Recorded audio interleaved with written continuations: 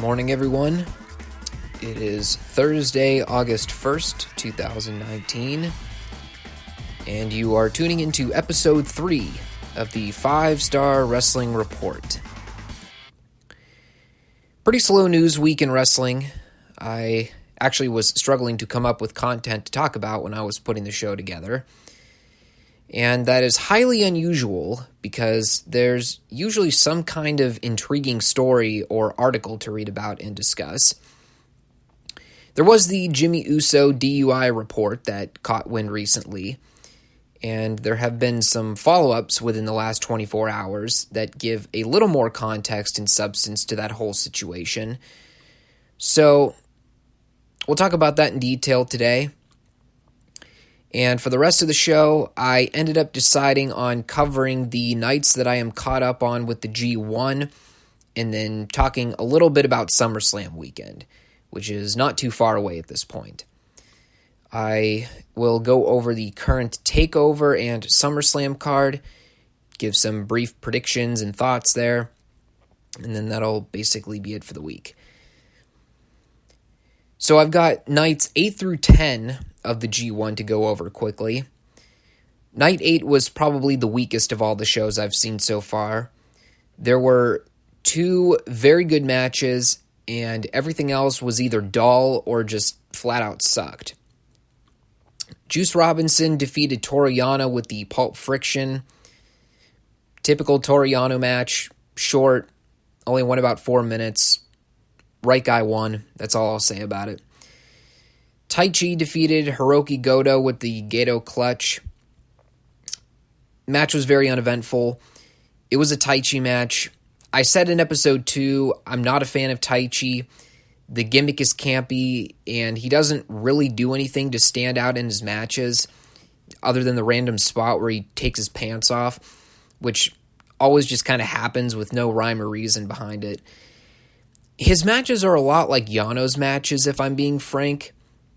Lots of smoke and mirrors, and it would be fine if Taichi's matches were booked like Yano's matches to go like 5 minutes or less. Unfortunately, his matches are booked to go longer, and it's never really compelling. They basically inferred here that Goto is, for all intents and purposes, eliminated from the tournament, which is kind of unfortunate considering the story they were building up with him. Jon Moxley defeated Shingo Takagi in an absolutely fantastic match. I love the story of Moxley working over Shingo's leg. I loved that Shingo actually bothered to sell the leg injury throughout the entirety of the match, which is a lost art that we are missing in pro wrestling today, where guys actually work injuries and sell. That's the term I was trying to figure out. Sell. Moxley ended up getting the win with the Texas Cloverleaf, close to the 15-minute mark. Probably the best Shingo Takagi match I've seen in New Japan thus far. I still have not seen the finals of the Super Junior tournament with Ospreay and Takagi. I heard that match was off the charts good, and that was the match that really put Shingo on the map in New Japan. Maybe I'll check that one out at some point. First things first, though, I've got to get through these G1 shows, and Lord knows that I'm ever going to keep up to date with them, so I'll put it on the bucket list. How about that? Jay White beat Jeff Cobb in a match that was both predictable and bland.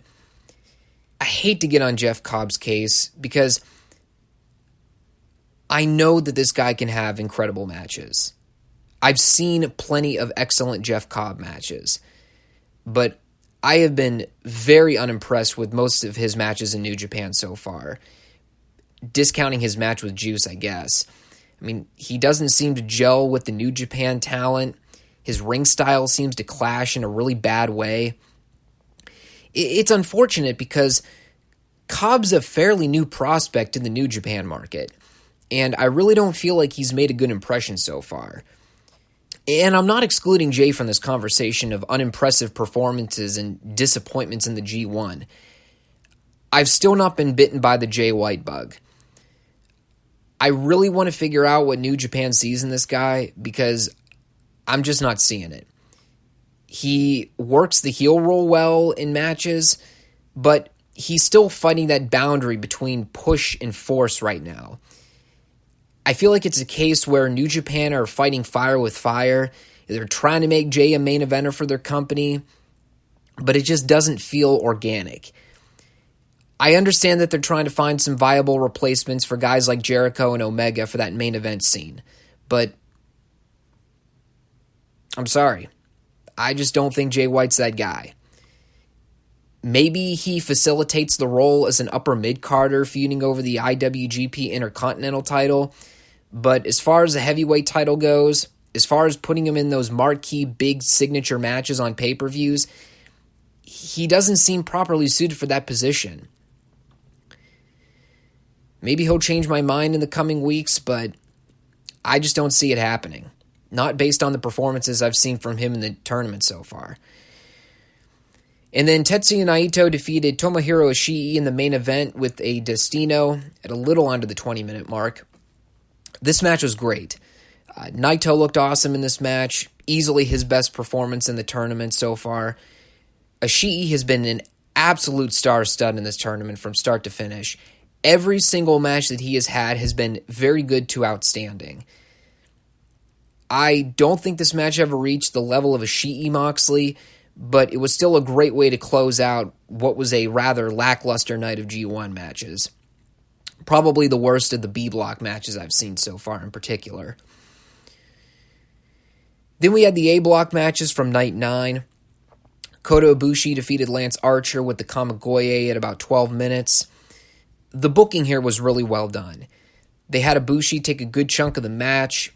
Archer dominated most of the offense, and the finish here was absolutely perfect. Ibushi hit the Kamigoye, but Archer didn't go down, so the crowd goes insane for this. The announcers put this over as like a first-time occasion where Ibushi was unable to put his opponent out with his finisher. Ibushi sold the reaction well, and then he gave Archer a second Kamigoye for the pin. So both guys really put this over well. And Archer's performance in this match was exceptional from beginning to end. And it's funny because while I'm watching New Japan try to make it this megastar out of Jay White, which just feels totally unnatural and forced, they have a guy like Lance Archer that would be perfect for that main event push going into 2020. I hope they don't drop the push of Archer after the G1 because this guy has been absolutely incredible and he has a main event star potential that I just feel like they aren't going to get out of Jay White no matter how much they push him. Again, I'm not trying to crap on Jay, but based on the booking that I've seen so far, there are better options. Let's just say that. Will Ospreay beat Bad Luck Fale by DQ. More smoke and mirrors booking here. Owens and Jotto interfered on behalf of Fale. They did a ref bump. Owens clocked Ospreay with the kendo stick and killed him with the package pile driver. The finish to the match was lame beyond belief, but I actually thought it was comical. Red Shoes runs down the aisle. He starts to make the pin for Fale, and then he just stops and disqualifies him. It was absolutely preposterous, but it was like the best thing of the entire match, so they pulled it off well. Evil defeated Zack Sabre Jr. with Everything is Evil at the 16-minute mark. Match was pretty good, but not all that memorable. Hiroshi Tanahashi beat Sonata with the High Fly Flow in about 18 minutes. Another good tournament match, but nothing extraordinary out of either performer. A lot of people have been souring on Sonata lately, and I think a lot of it has to do with that weird story that's going on with him right now. We keep hearing Rocky and Kelly address the importance of Sonata getting those must-needed wins to put him on the map as a top singles performer. But he keeps losing.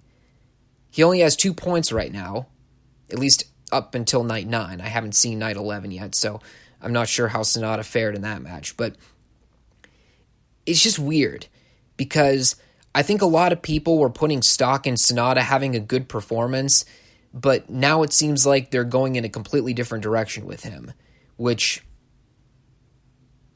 seems unusual considering the amount of years that Sonata's been in this tournament. I could see them giving Sonata a win over Okada. That would probably be the best way to go right now, Otherwise, they pretty much booked a slam dunk Okada win for the A block. I mean, you got to leave a little bit of suspense there. So I could see them doing that. Speaking of such, we had Okada beating Kenta in the main event with the Rainmaker at just under the 27-minute mark. I was definitely surprised by the finish to see Okada go over. The match was very enjoyable for the most part. I think they did a nice job putting over Kenta's offense here. He controlled large portions of the match. He worked well as a heel to get the heat on Okada, and it really made the last several minutes that much more impactful. I did notice that Kenta was really struggling through the last 5 or so minutes of that sequence. They did a spot where Kenta tried to reverse the Tombstone Piledriver into a GTS, and you could tell that Kenta was really having trouble hoisting Okada up on his shoulders. It's definitely laboring for Kenta to work longer matches at this stage of his career, and especially coming off the heels of working a completely different pace and style in WWE. It looks like he's trying to find his footing still with getting back into working those longer Japanese-style matches. Still, he looked great here with Okada, but you could tell he's trying to shake off cobwebs still. And then we had Night 10 with the B block, which was far superior to Night 8 in just about every conceivable way. Hiroki Goto defeated Toru Yano in a minute and a half with a roll-up. Nothing out of the ordinary from Yano here. Goto needed the win, however, so the right decision was made. Dave was talking about the possibility of Yano being the guy to hand Jon Moxley his first loss in New Japan. And I'm kind of hoping they don't go in that direction. I think there's more intrigue out of seeing Juice get that win over Moxley. There's more story there. It's more believable than Yano getting some kind of upset win. And it would make Moxley's first loss actually meaningful as opposed to just stupid and worthless. Tomohiro Ishii defeated Juice Robinson with a brainbuster at just shy of 18 minutes. This is another one that I added to my list of favorite G1 matches this year. I thought this is awesome. They had a big mean guy brawl. They had a cool story where the match kept progressing and Juice would fire up more offense. And Ishii was actually playing the babyface in peril, which was something I'm not used to seeing out of Ishii's matches. I've said before that Ishii has been absolutely incredible in this tournament from start to finish, and I really hope that they have something slated for him involving the world title in 2020, because I think it'd be a completely missed opportunity to not give Ishii a main event title push at some point next year. And I think you can actually make a case that they've got big plans for Juice in the coming year. He's got a great character reformation story where he's more assertive and hard-hitting in his matches now. I could see them building something for him involving a chase for the Intercontinental title, which would be perfect for Juice right about now. Jeff Cobb beat Taichi with the Tour of the Islands at 12 minutes 30 seconds. Not a whole lot to say. Again, it's a Taichi match. Not a fan. Cobb looked a lot better than most of his previous G1 matches, but it was still nowhere near a great performance. Cobb did need the win, though, so at least the finish was right. Jay White beat Shingo Takagi with the Blade Runner at a little under 20 minutes. Match was good, but kind of predictable in terms of outcome. The story of Jay's matches is that he's desperately trying to rack up wins just so he has a chance of staying alive in the tournament. And while it does make for a good comeback story in a sense, it doesn't make for a whole lot of suspense when you're watching Jay's matches now. They did have some good near falls in this match, and I think that'll be a selling point with the rest of Jay's tournament matches. He also has more compelling opponents upcoming as well, i.e. Moxley, Juice, and Naito. So I think there will be a little bit more drama in his matches going forward. I do think the announcers need to address just how vital it is that Jay wins every single match from now until finish, because right now there hasn't really been any verbal establishment that if Jay actually does lose another match in the G1, he's basically eliminated from the tournament altogether. I mean, they've already hinted at, with guys like Goto and Yano and Cobb, the fact that they're getting so far behind in points now that they really stand no chance of being factors in the G1. I mean, they're pretty much non-entities at this point. I think they need to do the same thing with Jay, because I presume most people think that Jay's slated to win his next 6 matches in a row. So at least if we are told that Jay needs to win every match from now until the end, it makes the false finishes seem that much more dramatic.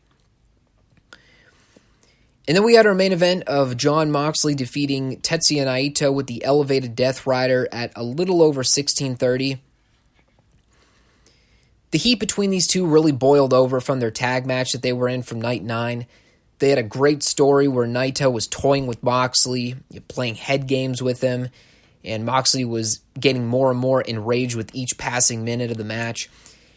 And I think that's why this match worked on several levels. The contrast in styles actually helped the match as opposed to hindering it. Naito's a laid-back, pompous, arrogant prick, and Moxley's a fiery, unpredictable babyface. And they played this up really well throughout the match, especially during the early part. And I've never mentioned this yet, but I think the effectiveness of Naito's stalling tactics completely outweighs the stalling tactics that Jay White tries to use in his matches. When Naito stalls outside the ring, it actually feels like he's trying to implement mind game strategies. It's organic, and it actually plays into the story of his matches very well. Whereas when Jay does it, it honestly just seems like he's being a cowardly heel for the sake of being a cowardly heel. And it's not a bad thing per se, but it doesn't mean as much as it does with Naito's matches. It's just something I've noticed after watching both of those guys' performances over the last month and a half. As noted before, Moxley got the W, and I'm kind of nervous that they're going in the direction of handing Moxley his first loss at the hands of Yano. I hope that's not the plan. I hope they at least hold that off until Moxley faces Juice. It's a lot more believable to see Moxley lose his first match in New Japan to a guy that he actually has history with, rather losing to a comic relief character who stands absolutely no chance of winning the tournament whatever. So that's where I'm caught up right now with the G1. I got really behind in the last several days. Just been busy doing other stuff, and by the time I get home most nights, all I want to do is eat dinner, wind down, and go to bed. I actually had to force myself to watch Night 10 the other evening, and I think I was up till like 2 a.m. doing so. So I'm trying my best to stay ahead of the curve. Having a week on vacation gives me a little more downtime throughout the day than I normally do, so I definitely should be caught up with all the shows by the time I get back. All right, real quickly here, going over SummerSlam weekend. There are 2 shows that I plan to watch right now. There's the NXT Takeover Toronto show on August 10th, 2019 in Toronto, Ontario, as well as the SummerSlam show, which will be taking place on August 11th, 2019. So here's the card right now for the Takeover event. We have 5 matches announced as of now. We have Adam Cole versus Johnny Gargano in a 2 out of 3 falls match for the NXT Championship, with the story of this match being that Gargano and Cole get to choose their own stipulation, and if need be for the 3rd fall, William Regal will choose the final fall. So we have Gargano choosing a street fight, and Cole just wanted a regular singles match. So Regal will be the deciding factor if there's a tiebreaker here, which, if you've watched any 2 out of 3 falls match in wrestling history, you know that normally on pay-per-view you will get the 3rd fall at some point. Street Profits are defending the NXT Tag Titles against the Undisputed Era, Kyle O'Reilly and Bobby Fish, with the story of this show being that the Undisputed Era are trying to drape themselves in gold. It would seem that the Undisputed Era are destined to win the tag titles here. Plus, with Dawkins and Ford being on Raw now, I don't see them pulling double duty on NXT, so their call-up might be official now for good, which means that they'll probably end up dropping the belts here. We have Velveteen Dream versus Pete Dunne versus Roderick Strong in a triple threat match for the NXT North American Championship. Again, I'm thinking this match is slated for Roderick to win the belt here. He did a job to Pete Dunne on NXT this past week, and I think it's time that Velveteen dropped the belt. He hasn't done a whole lot with it recently, and with the story they're going with right now with the Undisputed Era, I think this is the moment where Strong wins the championship. We have Shayna Baszler defending the NXT Women's Championship against Mia Yim. The build-up to this sort of calls for Mia to win the title here. I guess it's possible that Shayna retains, although she's kind of worn herself out of opponents at this point, and Mia is really the only credible babyface challenger they have right now. So Mia will probably end up winning there. We also have Candice LeRae versus Io Shirai in a singles match, with Io Shirai pulling off her first pay-per-view match as a heel. So we'll see how that goes. I do not see an official announcement yet for Matt Riddle versus Killian Dane. I think that match is supposed to happen next week on NXT TV, although I see them adding that match to here. They'll probably end up doing like a no contest or a double count out or something like that, and then they'll set up a blow-off match on the pay-per-view here. So right now we have 5 matches. I think they might add one more to it before next Saturday. So that's your card right now. Should be a pretty good show. We'll see what they deliver, though. As far as SummerSlam goes, we have 9 matches officially announced for this show right now. Assuming that they will be adding more over the coming weeks, although it seems like they have the full lineup here, but they'll probably add a couple ones. They have a couple pre-show matches they need to announce too. We have Brock Lesnar versus Seth Rollins for the Universal title. Seth will probably end up winning the belt back here. Otherwise, the only other story I could see him going with is having Brock retain at this show and then dropping the belt on the first SmackDown of Fox. Either scenario is possible. There's not a whole lot of compellingness to this match, though, at this point, so we'll see what they do. We have Becky Lynch versus Natalya for the Raw Women's Championship. You have Bayley versus Ember Moon for the SmackDown Women's Championship. Kofi Kingston defending the WWE title against Randy Orton. Kevin Owens versus Shane McMahon in a singles match, with the stipulation being that if Owens loses, he will quit WWE. So a pretty predictable match there in terms of outcome.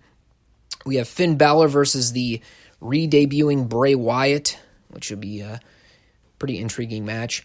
I think a lot of people are presuming that Balor will be dressing up in the demon gimmick for this show, so we'll see what happens. AJ Styles versus Ricochet for the United States title. We have The Miz versus Dolph Ziggler, and Trish Stratus versus Charlotte Flair, which is interesting.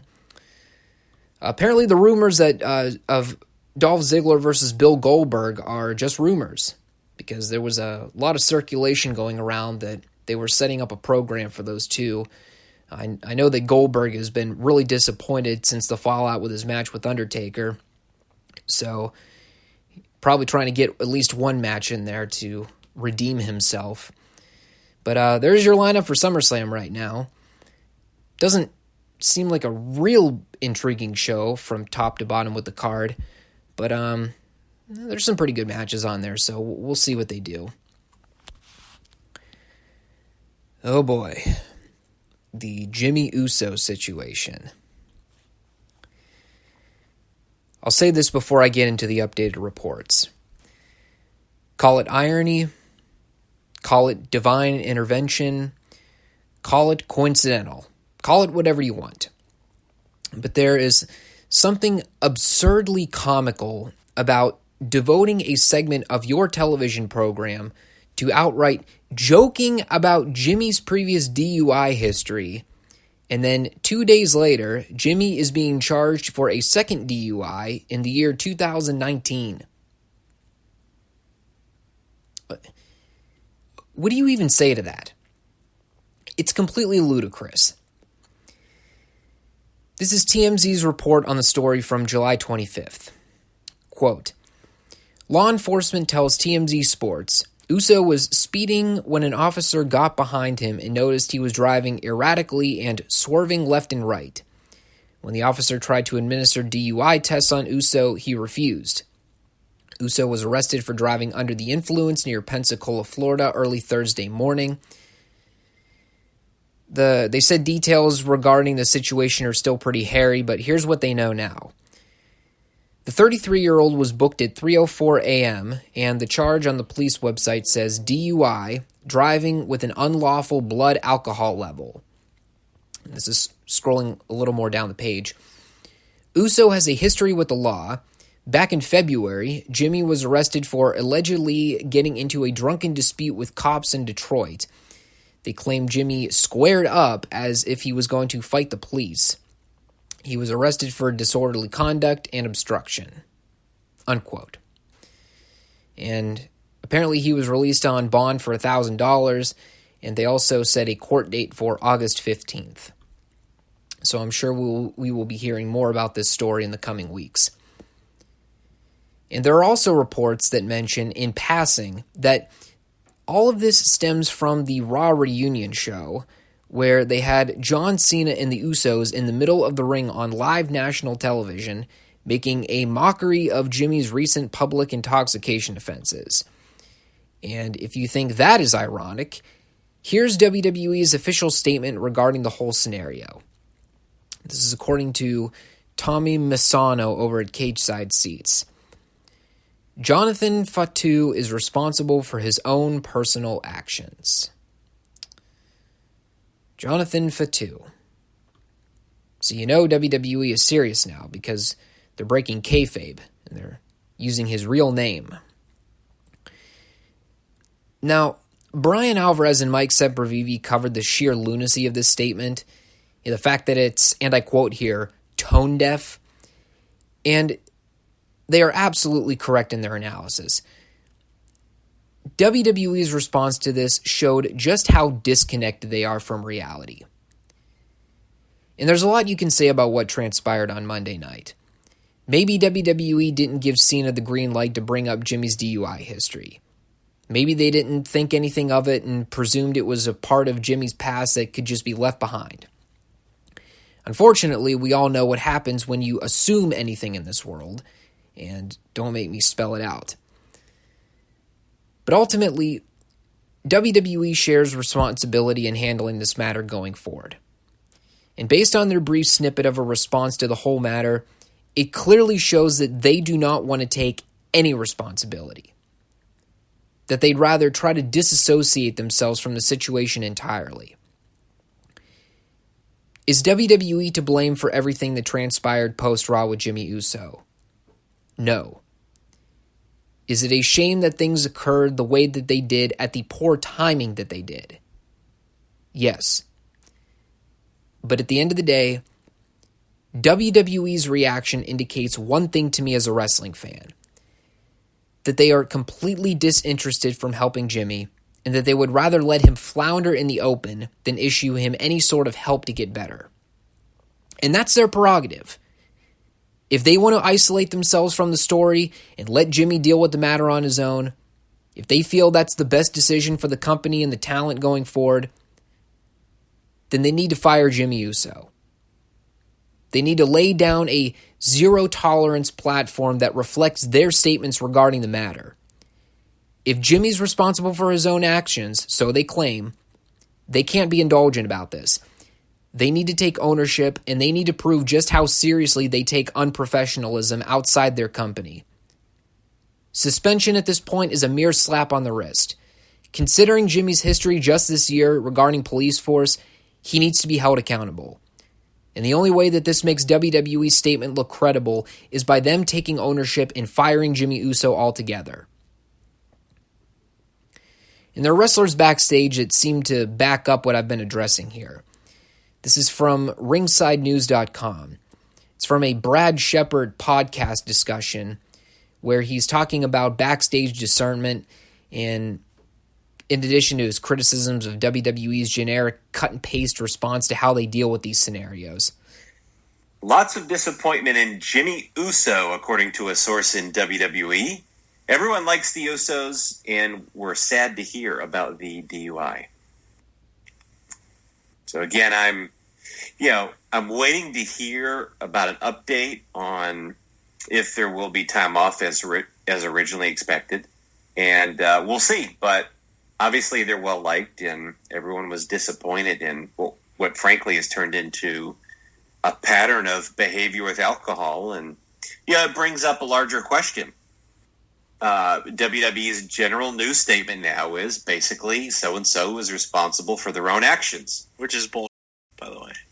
Well, that's true, but at the end of the day, when they're contracted with your company, they represent your company, and they work for your company. You're invested in what they do, and then it is kind of your business, right? And so, how much longer can they get away with, hey, Jimmy Uso is responsible for his own actions every time he's arrested, before they have to say, hey, enough is enough here. We've got to cut ties. Sounds pretty black and white to me. I mean, again, this whole thing boils down to one fundamental question. Actually, two fundamental questions, if we're being honest here. Does WWE want to bear responsibility in taking ownership of their employees, or do they want to affiliate themselves with the ones that are dependable workers? If the answer to that first question is yes, then I think WWE's actions are very simple going forward. They need to indefinitely suspend Jimmy Uso from television as punishment and work to get Jimmy the help that he needs going forward. Be it rehabilitation centers, classes, testing, whatever. And I think it is absolutely crucial that WWE ensures that Jimmy is not back on television until he can prove beyond a reasonable doubt that he's healthy enough and accountable enough to stay out of trouble for the foreseeable future. If he behaves himself and seems to be making progress over time, then you reward him with incremental pushes and storyline focus. If he resorts back to old habits, then they need to take drastic measures. On the other hand, if WWE only want to concern themselves with their employees that stay out of trouble with the law, and they want nothing to do with employees that cause negative publicity for them, they need to fire them. I think it's that simple. They need to put themselves in positions to never allow for this stuff to happen again. If Jimmy Uso wants to get in trouble with the law, if he wants to cause an uproar and draw in bad exposure for the company, and WWE wishes to wash their hands of the whole scenario, then they need to get rid of him. Otherwise, they're simply allowing for stuff like this to continue to happen under their watch without having any aspiration to do anything about it. And honestly, I feel that makes both sides look bad. It gives Jimmy incentives to continue down this pathway, and it makes WWE seem ambivalent about the health and status of their employees. The whole thing's a damn shame. I haven't heard any updates on the matter over the last few days, so the whole thing is still up in the air. We'll see how WWE dishes out punishment in the coming weeks, but considering their response to the whole thing, it doesn't seem like much will come out of it. Anyway, that'll about wrap things up for episode 3.